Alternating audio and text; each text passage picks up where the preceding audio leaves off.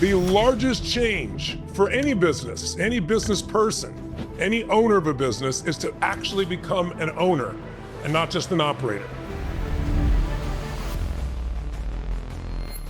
Because there's a very different thing between being self-employed and owning a business.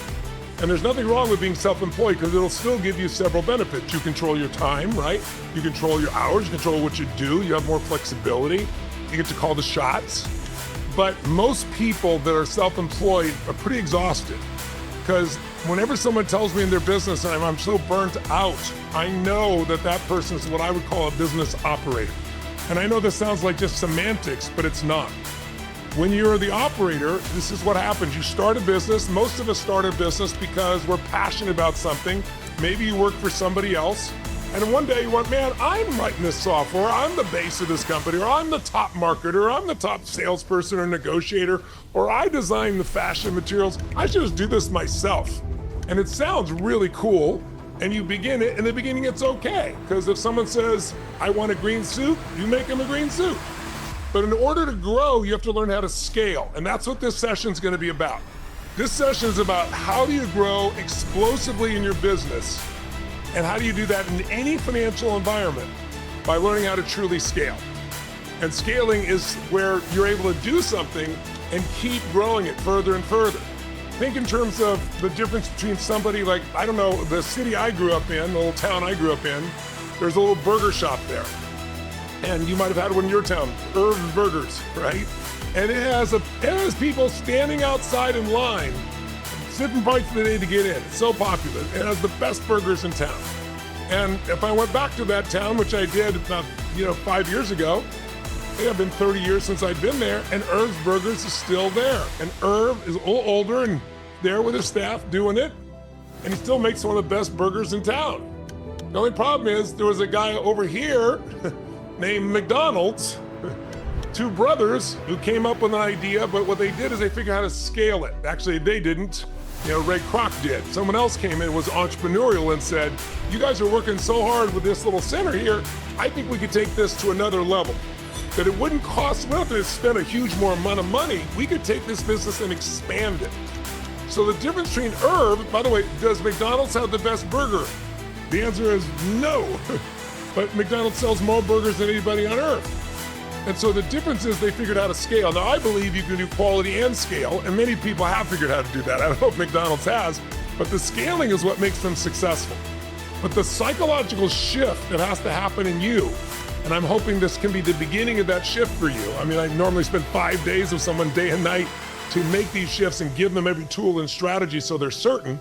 I think I can plant strong enough seeds with you if you really, give to yourself to this, to really start this process of being the owner and start this process of scaling. And by the way, and to do it in any environment whatsoever. Because right now, and a lot of people say, well, it's really uncertain right now. If you heard the Fed chairman just the other day said, he doesn't know what to do. I mean, he literally said he doesn't know what to do. He's not sure if the economy is gonna grow or shrink, whether they're gonna have inflation or not, because there's this uncertainty based on the tariffs that the current president has put out. Now, whether you like that president or hate that president or have no feeling about the president doesn't matter. I'm an independent personally, so I voted on both sides of the aisle. But what I think is really important, there's a great lesson right now in what's happening in our economy. It's a time of uncertainty. What do most people do when they're uncertain? Nothing. They hold back, they pull back. This happens whenever we have recessions. And during that happens, most businesses shrink because they're fearful. But when you shrink based on the fear, it becomes a self-fulfilling prophecy. And pretty soon, it's hard to get going again. My secret and the reason I'm still here in business and be able to do what I'm doing here, this is my 48th year. I'm well preserved. I started when I was 3, you understand, right? But 48 years ago is when I started my first business, and here I am still doing it, right? But I've been able to do that going through every economy you can imagine. And the reason is because I understood very early on, it's not the economy, it's your psychology. The most important key in your business is to become an owner, but also that when people are fearful, that is your opportunity. When people are uncertain, that is your opportunity. You can't allow yourself to stay in fear. It's okay to be fearful, that's called being human. It's okay to get uncertain, but when you feel it, you've got to push yourself through it. It's like when the people say, when you're going through hell, what do they say? Keep going, that's the secret. And if you keep going, you get to the other side.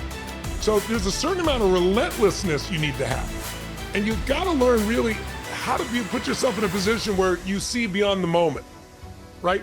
People only see this moment, usually make mistakes.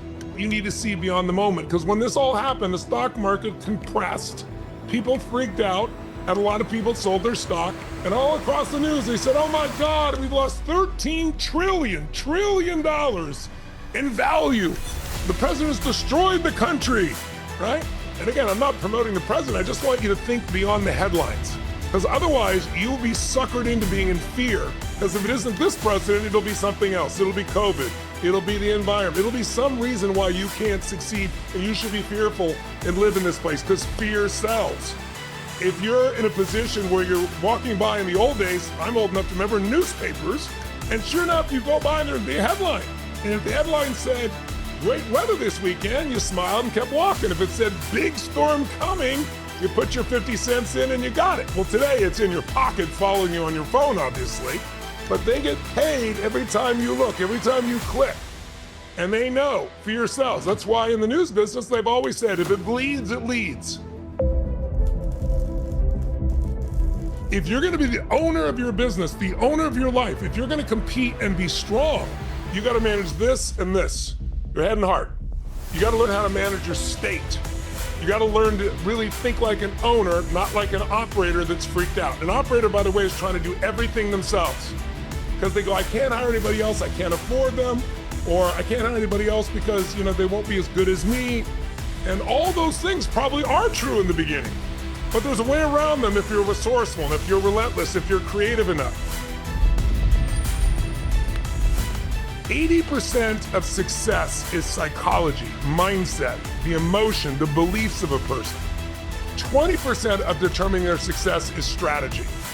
And it doesn't matter if it's a tiny business or someone just beginning or a big business, the principles are the same. How many of you know something that you need to change in your life, know how to change it, know you should change it, and still haven't changed it? Make a little noise if you can relate to this in some way. So that's not a how-to problem, that's a psychological shift, a shift in beliefs, a shift in emotion, and you have to condition that shift. So I can't do that all for today for you, but I can plant the seed that if you decide, you can consume it and you can go use it and you can immerse yourself. And immersion is how you're gonna make these changes. You might have to do a little pain in the short term to have a long-term success, but if you are relentless, you will experience it. Everybody wants to work at home. And it's so nice, it's so convenient, but it misses something. It misses mentorship, right? I remember I was listening to the CEO, of one of the largest banks in the world here, who kind of went off and they had an audio recording of it. But he was talking about this whole idea of virtual. He goes, it sounds nice, but then you're never gonna become anybody because you get around somebody you can learn from and absorb from. Just doing a Zoom every now and then doesn't do it. There's proximity is power. If you get around people that are the best in the world, you're gonna absorb some of it. If you're doing it from a distance, it's okay, but it's not the same. And so he met a man there at Bell Labs who became his mentor, but he was not nice to him. He just said, look kid, we got this problem. Go figure out how to solve it. And so, his parents had told him your job in life is to solve problems. So he went to the library in those days and he didn't even know what the words meant and what the problem was. He studied, figured it out. He came back to the guy and he said, I figured this and this out, but I haven't figured that out. He goes, okay, I'm impressed you did that work. And he mentored him. He said, you look for this, this, and this. And he sent him off again. Well, within 3 weeks, he solved this huge problem for Bell Laboratories at 17 years old. And they said, this kid's a genius. His genius was relentlessness. His genius was he wouldn't give up. His genius was he was so hungry and driven that he was willing to do whatever it took. But then he kept coming back to this guy. And because he kept coming back to the mentor with hard work and results, the guy took an interest in it. And that's where his entire career started. And to this day, Robert will tell you, that same curiosity, that same relentlessness is the secret. Leaders are those that get results. What makes you a leader is not your age, it's not your position, it's your ability to get results, especially when other people aren't getting it. But if leaders are about getting results, the question you have to ask yourself is, how do you get results? And the answer is you solve problems. Our job as leaders of our businesses, of our families, of our lives, is to solve problems. Now, by the way, I hear people all the time, I tell people, you know what people's biggest problem is? If you ought to say, what's people's biggest problem? Most people's biggest problem, I'll tell you what it is. They think they shouldn't have any, right? Problems are a sign of life. Problems are designed to sculpt our souls. Without problems, we don't grow as much. We don't want them, but they're there for a purpose. They're not there to torture you.